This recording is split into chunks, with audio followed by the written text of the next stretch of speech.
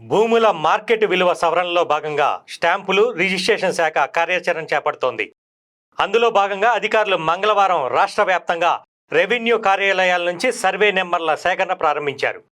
ప్రధాన రహదారుల వెంబడి అభివృద్ధి చెందిన ప్రాంతాల్లో ఉండే భూములకు సంబంధించిన సర్వే నెంబర్లు, కాలనీల వివరాలు తీస్తున్నారు.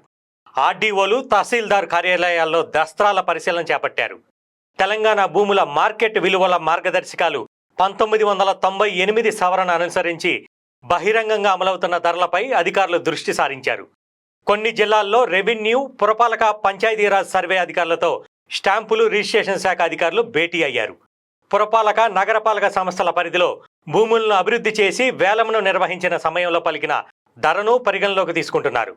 హైదరాబాద్ పరిసరాల్లో హెచ్ఎండిఏ నిర్వహించిన వేలంలో వచ్చిన ధరలు, స్థలాలకు చెల్లింపు ధరలపై ఆరాధిస్తున్నారు. హైదరాబాదు శివార్లు, జిల్లా కేంద్రాలు, పట్టణాల్లో స్థిరాస్తి సంస్థలు చేసే విక్రయాల్లో ధరల అమలు తెలుసుకుంటున్నారు. వాటి బ్రోచర్లు, ప్రకటనలో పేర్కొన్న ధరలు కూడా ఒక అంచనాకి రావడానికి దోహదపడతాయని రిజిస్ట్రేషన్ల శాఖ అధికారి ఒకరు తెలిపారు.